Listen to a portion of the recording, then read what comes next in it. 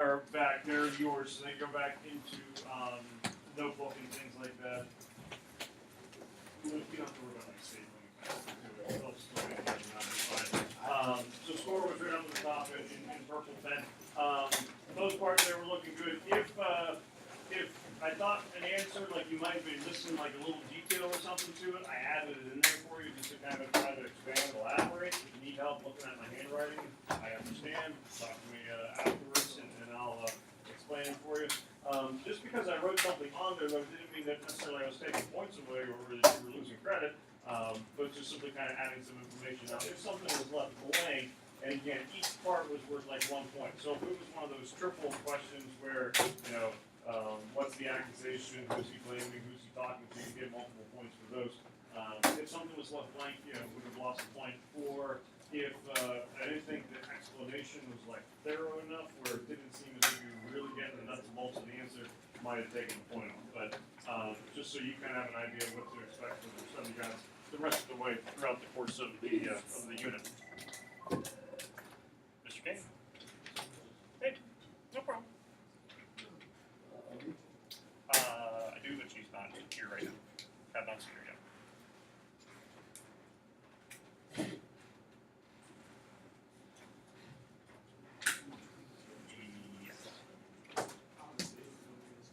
Sorry, if I see her, I'll give you a call back. What's your extension? 26. Okay. Yep. Bye bye.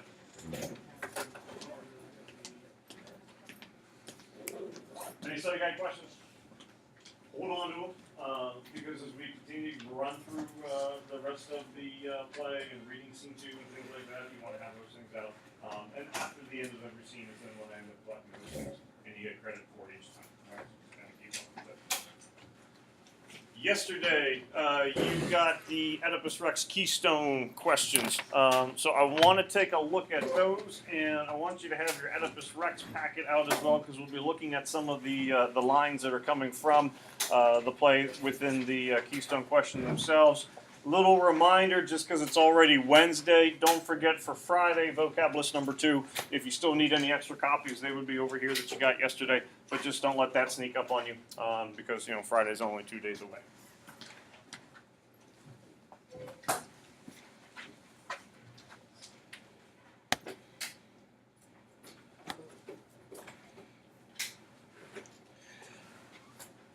All right, up here I have the Keystone questions answers. We're going to run through them. I did add on mine the little examples, the passages that are coming from the packet. I realize you don't have that in front of you, or at least on the questions, but it's just coming directly from the packet. So when we look at the things word for word, be able to follow along with it. So you want to have questions, still have packet because we're going to follow along, make sure we're looking at the right line numbers and things like that.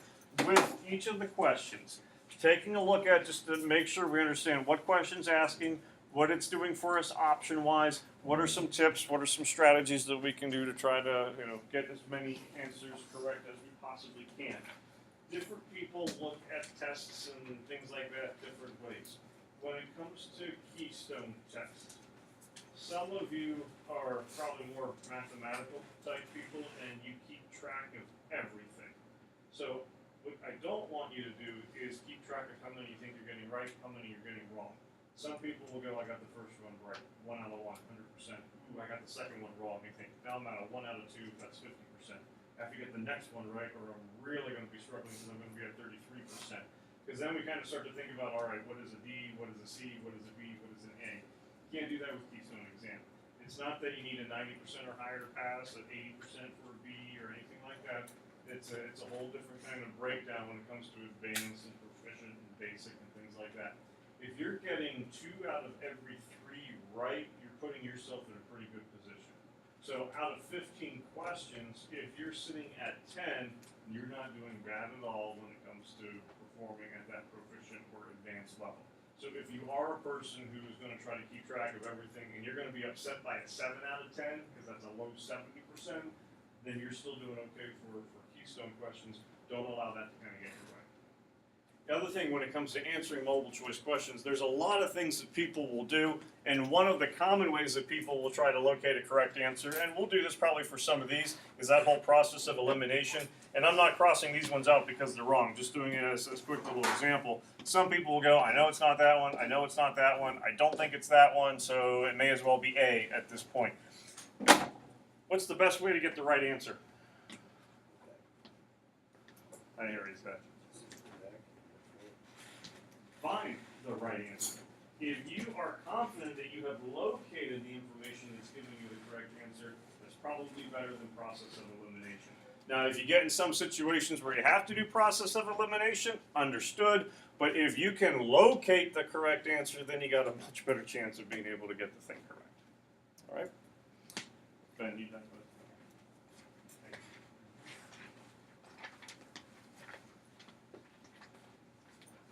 All right, so for question number 1, telling us here that in the second portion, or the second section of the priest's first speech, beginning your own eyes, the priest personifies, and we have death, the sea, and thieves.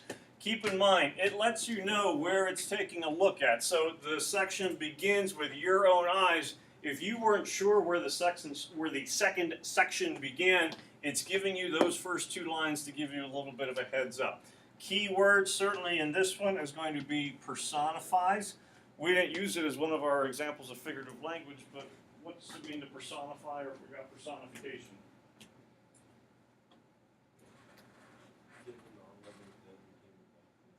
Okay, any examples come to mind? Not counting Oedipus Rex. People go to the beach. Water was as tough as a boxer. Rough. That one's technically simile because you went as tough doing that comparison. But people talk about what are the waves doing? Up and down? Jumping up and down.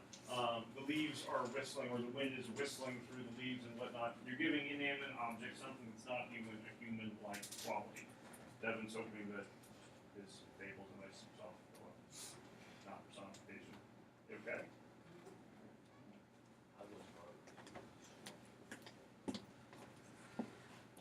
Anyone have an answer they're confident in? D? So you're going all of the above. 1, 2, 3. Tommy, were you going same thing? Sort of. It's either D or A. I think it's D.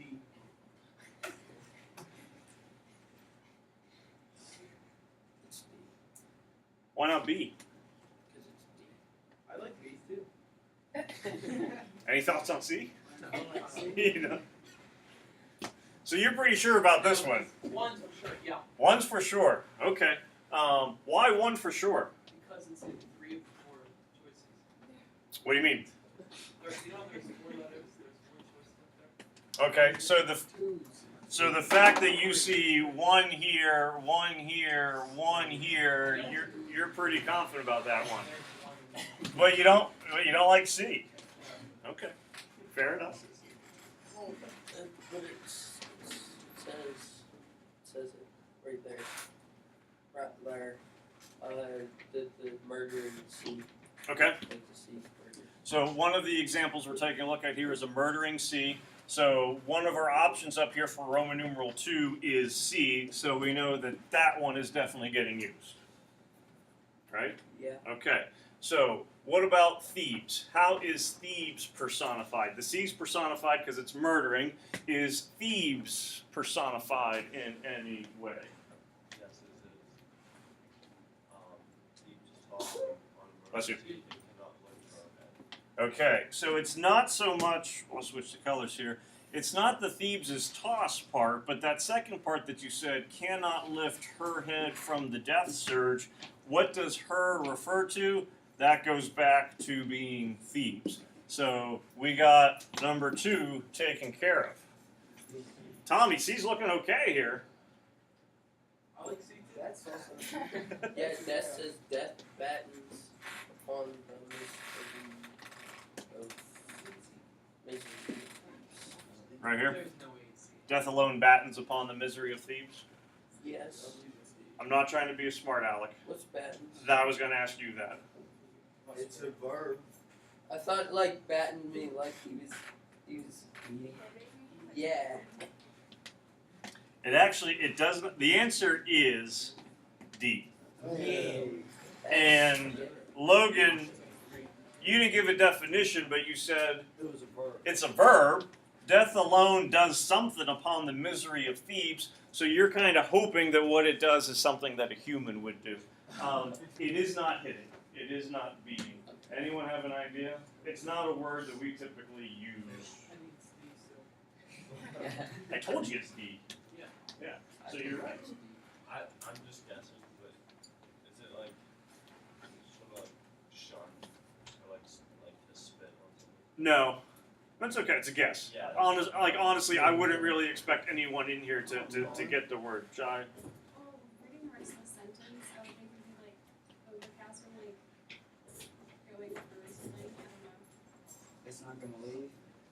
It's not going to leave. Is death happy about all this stuff that's taking place? Is it taking pleasure in what's happening to people? Yes. Yes. The answer is yes. It's happy with what's going on. It actually means. It's like happy about it. It fattens upon the misery of Thebes. It grows stronger as more and more things. It is feeding upon it, yes. So when you talk about death being like a sickness, an illness, a parasite that feeds upon something, that's what's happening with this one. So correct answer is D, which yesterday most of you that were walking around were putting D. I certainly could see where some folks would want to go with C. Tommy, your point is valid that I would definitely look at number one very closely because it's in 3 of the 4. So it's one that you would certainly want to investigate closely, but it wouldn't shock me if at the same time, for a lot of us, we might be taking a calculated risk, with it. Logan, your point about it being a verb, if death is doing something, we don't normally think of death as doing something other than killing. There is probably a good chance that it's something that a human would be able to do as well, because it's not something that we normally think of having an action. So recognizing that verb aspect certainly would help. Even if death was killing, wouldn't that still be the person? That's where it's one of those gray areas where you can make that argument, because do humans have the ability to kill? Yes. Yes, you would still say, I would agree that it would be personification, because death is more like a state of being, as opposed to like an illness. Cancer kills people. That's one where you kind of go, is that really personification? Because it literally can. But death is like that state of being, kind of. So yes, I would agree that still would be personification, even if you're saying with it, being killed. The big thing is, it's not only getting the answer right, it's going through the whole thought process, trying to locate the answers. And if you can get in that frame of mind of going through the process, chances of getting them right are much, much higher. Number 2, the priest's speech makes it evident that he recognizes all the following about Oedipus except that he, and then we got the answer choices. I don't know if it's the most significant word, but what word do I need to recognize in that question? Because this will mess people up all the time. Except.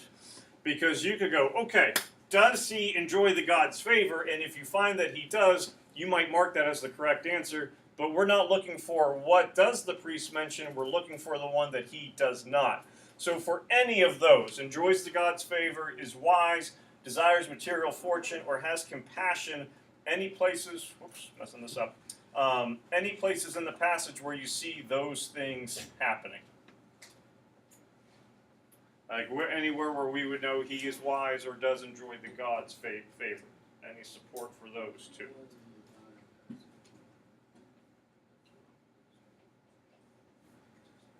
You are not one of the mortal gods we know, yet we've come to you to make our prayer as to the man surest in mortal ways and wisest in the ways of God. Good chance then that one would be, if he's wisest in the ways of God, the man surest in mortal ways, good chance that he is probably wise based on this information right there. You saved us from the Sphinx, that flinty singer, and the tribute we paid to her so long. Yet you were never better informed than we, nor could we teach you. It was some God breathed in you to set us free. So if the gods kind of chose him to make them free, you would think, what else about him? He probably enjoys the gods' favor because the gods breathed something into you to set us free. So because we've located A and B, those ones are out. Anything that you would say where he has compassion?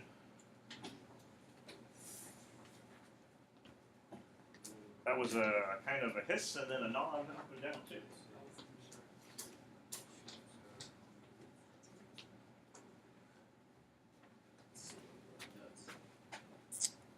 Let's see. So, Because it says you brought us fortune.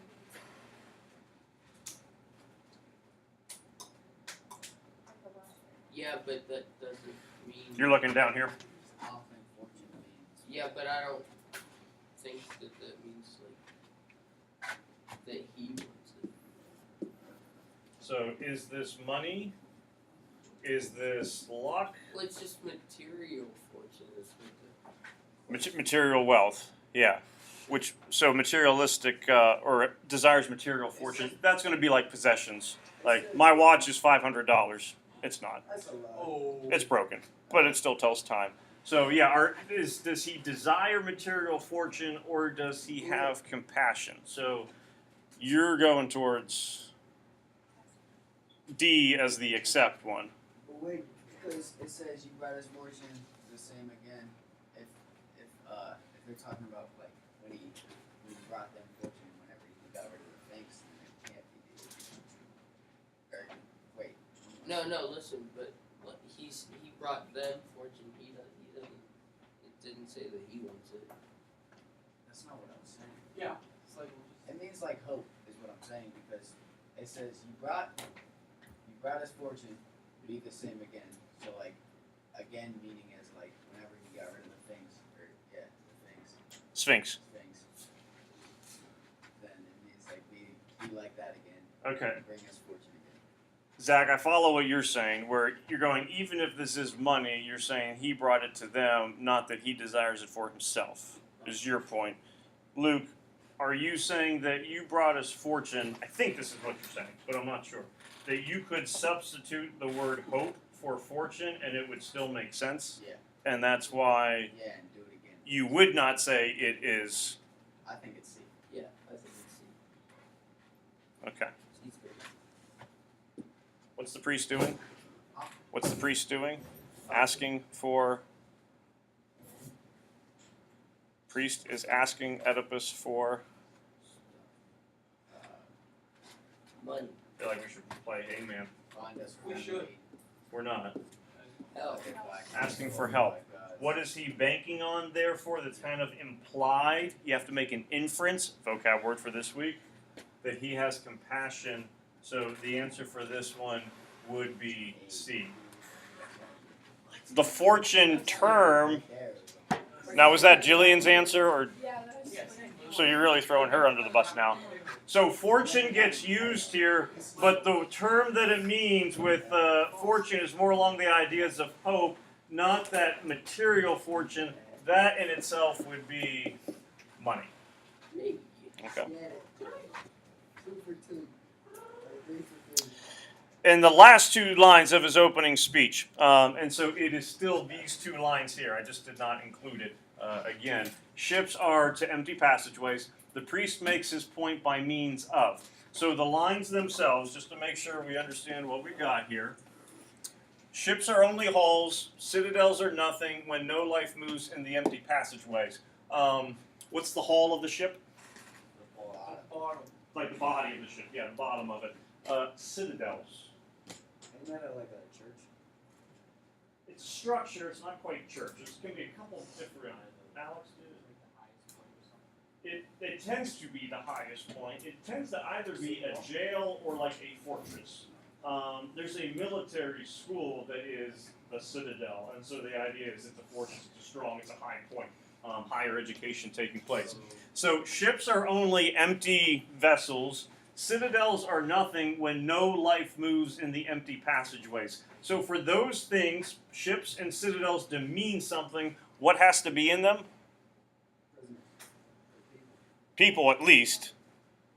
Whether it be citadels talking about prisons or probably more so inhabitants of some kind of fortress, ships need to have people when no life moves in those empty passageways. So with that comment that's being made, here we go, is it an aphorism, is it an analogy, is it speech, is it proverb? I'm going to tell you right now, this answer is way too generic. Speech doesn't really mean anything. You cross that one out. I understand if someone might have circled it going, he's making a speech, so it's going to be C, but it's just too generic of a response to be a correct one. So you get aphorism, analogy, proverb. One of those we just had recently for literary term. And I think on your quiz that you took, what was the word that you associate with analogy that begins with a C? Comparison. Thank you for raising your hand. I knew you were going to say comparison. It's like, hey, you're good. Is a comparison being made in these two lines? Yeah. That answer is yes, B, analogy. Now, something to know about these two words, aphorism and proverb. If any of you end up taking language enrichment, or you are taking language enrichment as an elective course, and it is a good elective, it's vocab, it's words, but it does help with vocabulary, these two words show up. They mean the same thing. So if the two answers mean the same thing, it can't be one without being the other, so they would be eliminated. An aphorism, a proverb, wise sayings. So anything I say to you, proverb.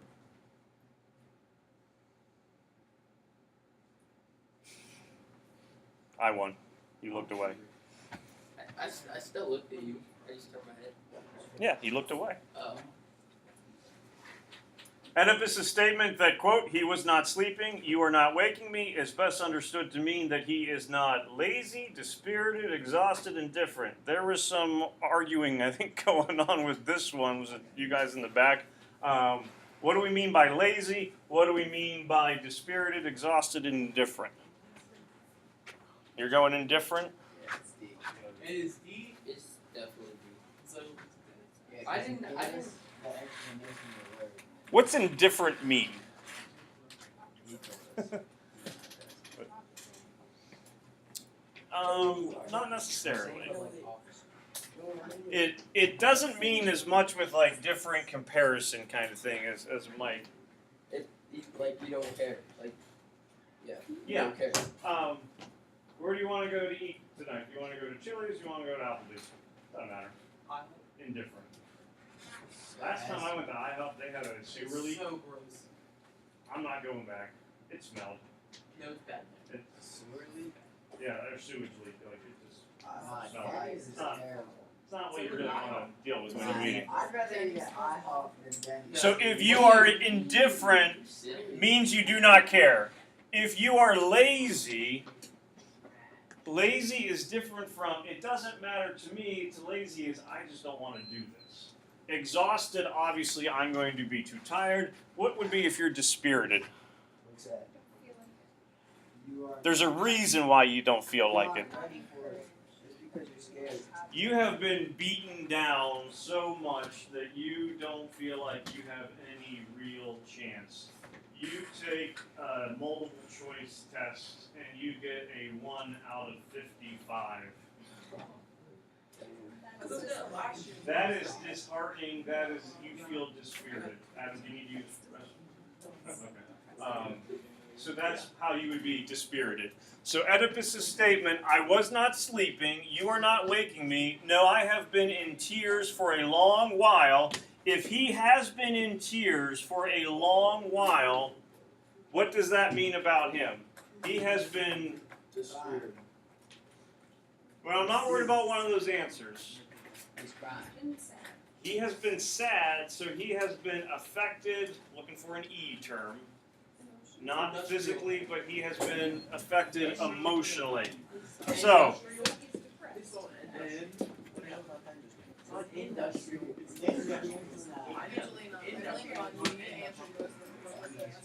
Oedipus's statement is best understood to mean that he is not. So if he has been emotionally affected, that means he does actually care. So he So the doesn't correct not answer would be he is not indifferent. That's 6 for 6. We've answered 4 questions. I know. Yeah, we got the 100% on that one. Do you know who Mr. Timko is? Yeah. English teacher? He coaches track. He cannot count. Really? So you going, I'm 6 for 6. If Mr. Timko scores 1 basket in basketball, he scores 4-0 because he cannot count. I feel like you're going Mr. Timko Are on we me. serious? Yeah, Wait, do you play with basketball a lot? he just tries to cheat. How'd you jump He shot? is the best basketball player who's ever walked through the school. Mr. Timka. Fact. I could beat him. He's all-time leading scorer at Grove City. Okay. He got dunked on by Shaq in the Nah. Dapper Dan Classic. Yeah, so Yeah, he that- did. There proves he played against Shaq. He played against Number 5, last line of Oedipus's reply to the priest, the word scant. So we're only looking at this word would best be restated as. So this is a vocab in context. So basically the best way to approach this, take each word, throw it in there, see which one's going to work best. So yet whenever he comes back, I shall do ill to scant whatever duty God reveals. It would be a bad idea if I neglected whatever duty God reveals. Now we fought. Tommy's now like 8 for 8. Yeah. Well done. I'm about to get this one wrong. Number 6. Oedipus declares, by avenging the murdered king, I protect myself. In line 142, he is demonstrating that he is practical, self-serving, arrogant, suspicious. Kind of like how we were doing before, want to come up with what would be like synonyms or definitions for these. So practical, A, if a person is practical, Killing 2 birds with 1 stone. what's practical mean? You're not going to write. That's what that means. No. If a person thinks practically, They do it. Think. there is a term that we use in argumentation quite a bit, That's easiest. that your argument is based on logic. So to be practical is to be logical. Logic. To be self-serving is to be selfish would be a good one. Shelf. Shah, you said I said arrogant because B and C was you said arrogant, so again, that means, hey, wait a minute, it can't be those because they mean the same thing essentially. And then you got suspicious. He ain't suspicious. Worried about somebody killing him, possibly. Why would he be? Hey, This sounds, it's going to be an odd question, but what do you have to have in order to be suspicious? You have to have concerns, certainly. Elements. A clue? Yeah, that would point you toward a specific person, thief, or whatnot. I'm suspicious that Matt is the one who keyed my car. Why? Because it was kind of really wavy and his hand's broken, so I don't think you could do a straight line with it anyway. But I have a clue and I have a suspect if I'm going to be suspicious of someone. So the hope is that we would come down to either of these two. You could argue that he may be suspicious, but he doesn't really have a person in mind, a person of interest at this point. 6 for 6. If I do find the king, I protect myself. That does make sense. Luke, it pains me to say this, but he would be killing 6 for 6. 2 birds with 1 stone. is what I thought as soon as I read Mr. this. Kane, we are 6 for 6. We're about to be 19 for 8. Chorus's lines in the Parados. What is God singing, come and joy, most clearly parallel. Now, understand that this is the entire Parados, so I did not put the lines there, but it's talking about praying to gods, mentions 3 gods. We need delivered from these ills. We need someone to come and help us and save us. When have we heard that kind of idea before? Wasn't that the priest Oedipus? That would be the opening, essentially, lines where you have the priest's words to Oedipus, we need help, save us, we need delivered. So what this basically is saying is the two parts are parallel or the same Wait, did we get that right? Yeah, we did. Yeah, we did. Just get it. content, the same idea. Get it, boys. Yeah, that's the first one we got wrong. Yeah, that was. Now we're 10-10. Any questions about any of those? And no offense, Tommy, I'm not worried about how many you're getting right, how many you're getting wrong for this one. My big thing is, do you at least understand where the answers are coming from? If you were unsure of an answer before, do you at least maybe now see why it is this one? I mentioned to you, I don't want you to worry about grades with this one necessarily. You might remember that I did tell you, when we do this again for scene 2, it is going to be not necessarily harder, Great. but it is going to be graded. I do, and I don't like saying curve grades because I don't want to make it sound like whoever does the best you get 100, whoever does the worst you get a 0, but they will be kind of like scale. So, for example, let's say when this is all said and done, a person got a 10 out of 15, I would put that in the grade book as being like a 13, which would be a solid B for it. If someone did go on a great run and got a 14 out of 15, I'd add 3 points to it. You'd actually get bonus. You'd get a 17. Wow. So it kind of depends. But really, that 2/3 mark is the mark that we're really kind of hoping for. If I put 67% in the grade book, that's a poor reflection on your grades. I don't think it should go down for you doing a solid job, but a 13 out of 15 would be like a B. So it depends on the number of questions that would be there. It's not always going to be just 3 points getting added, but it at least kind of illustrates that you can still do better grade-wise than maybe what that actual score would be. Is that bonus for the Keystone ones? Yes. Okay. So when we do our, and Adam, we'll get to your question. I think Tommy was asking me, do we take a test for Oedipus Rex when we're all said and done? Answer to that is yes. It's not a Keystone test, so that's not one where we're just adding points. But when we do Keystone things, which generally the questions are more analytical, more difficult, you do get rewarded, or at least that score gets converted a little bit, so it's a little bit more grade book friendly.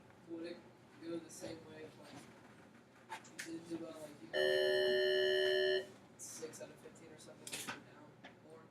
No, like like would a 6 out of 15 end up being like a 3 out of 15? You mean? No, points would always kind of get added to it. So if you got a 3 out of 15, it would probably, I mean, it still is not going to look pretty, but you're probably looking more at 6, 7 kind of thing for it. All right. Number 8. So now we're in scene 1. Which of the following quotations from the passage is not ironic? C. Yeah, I got C. I got C. Why are we going C? I say I take the sun's part just because I You go. got C. Wait, wait a minute. Oh, he's just saying like I like if I was his son. What's it mean to be ironic? A fire truck catching on fire. Well, what's that mean? Unexpected. And usually kind of like the opposite of a typical meaning. Book we're going to read later on in the year. It's called Fahrenheit 451. There are fire trucks. I'm mentioning this since you said fire trucks. That's the reason. Firemen don't put out fires. Firemen start fires in that book that we'll take a look at. It's ironic. Number 8 is a little bit of a trick question because in order for the meaning to really be ironic, you have to have read the whole play at this point, which we have not. So I'm just going to let you know, answer's D. I wouldn't count it against yourself or go, ooh, I really should have gotten that one. Until you really know all the content of the play, it's not going to really truly make sense. So number 8 is kind of like a trust me on this one. Wait, so I got that right? If you No, put you got D, you that did. wrong. No, because you said C, right? Yeah. Yeah. If I changed it. How about you didn't get it right, but you didn't get it wrong? I got it wrong. I technically got that right. To be wrong is I to be right. I just, Ooh, that's a paradox. Mind blowing. I'm just wrong. Oedipus's question to Tiresias, possibly you did not hear the messengers, from line 293, expresses his perplexity at his slow response, belief that he literally cannot hear, suspicion that Tiresias did not want to come, or lack of confidence in Tiresias's loyalty. This one you're kind of reading between the lines a little bit at this point. So you're going D? That's my view. Okay. Because is Tiresias the one that's blind? He is blind. Yeah. He's the one that you and him were kind of having the shouting match, and you end up accusing him of treason and all that kind of stuff. Any other? It's not D. What? Wait, it's not what? It's not D. It's A. It is A. Oh, I got that right. I didn't circle D, I circled A, so it doesn't matter. Now, I'm glad you said that, though. You know, because you certainly could, throughout the course of the whole entire thing, go, all right, he does lack confidence in how loyal Tiresias is, basically accuses him of treason. The big thing is, line 293, this is the beginning of the part. He hasn't accused him of anything yet. So at this point, it's what's taking you so long to get here? You know, where have you been? Perplexity, confusion at Tiresias' slow response. Number 10, Oedipus' statement to Tiresias, can you use bird flight or any of the art divination to purify yourself and Thebes and me from this contagion? We are in your hands. There is not fairer duty than that of helping others in distress. Example of metaphor, simile, understatement, imagery. Couple things real quick. When you see a quote coming from a play, or this also happens in poem, those little slashes, any guess what it means? Separation of lines. So first line, second line. Bird flight. We didn't really talk about this when it was being read. One of the beliefs was the way that Tiresias and other soothsayers or fortune tellers in some kind of way are able to figure out the meaning of what gods want them to do is they would send birds out, and depending the direction, how the bird flies would mean different things. So that whole bird flight isn't something that we normally would use, or would normally use still today. We have metaphor, simile, understatement, imagery. I got A. I have to ask, then what's the comparison that's being made, or where do you see the metaphor happening if you're going with A? Wait, did you say bird flight was like they actually thought they used? They would send birds up and go, the hawk is going that way, Oh, therefore oh. Zeus wants us to. We are in your hands. They're not in his hands. So They're not. he's not literally holding little people. No, he is not. Simile requires which two words? Like or her as. ass. Like or as, so it's not a simile, it is a metaphor. Yes, get it. What's that? 1, 2. 10. You got 8 out of 10. I have no idea what it Tiresias' was. attitude towards future events could best be described as, so there's not a specific line it's asking about, just generally speaking, his attitude, since he is like a soothsayer, towards future events. Reverent, fatalistic, uncertain, misleading. I think misleading and uncertain we're okay about so far as what it means. What's fatalistic mean? Could be, like talk about fatal accidents. Root word of fatalistic? Fatal. Fate. Not just fatal, but fate. Ah. So basically, if he thinks that something is fatalistic, means determined by fate. You know, it's already been figured out. Reverent, if you revere something, you really, truly respect it, admire it, almost to the sense of like fear. You know, where you revere something, you're almost kind of afraid of it, but it is highly respected. What did we say is a key component of Greek beliefs towards gods? They are very fatalistic.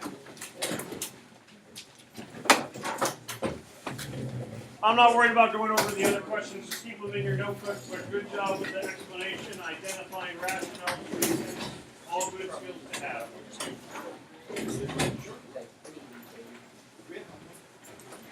Just the vocab was provided. Nothing that you have to communicate. You got one. Out of that.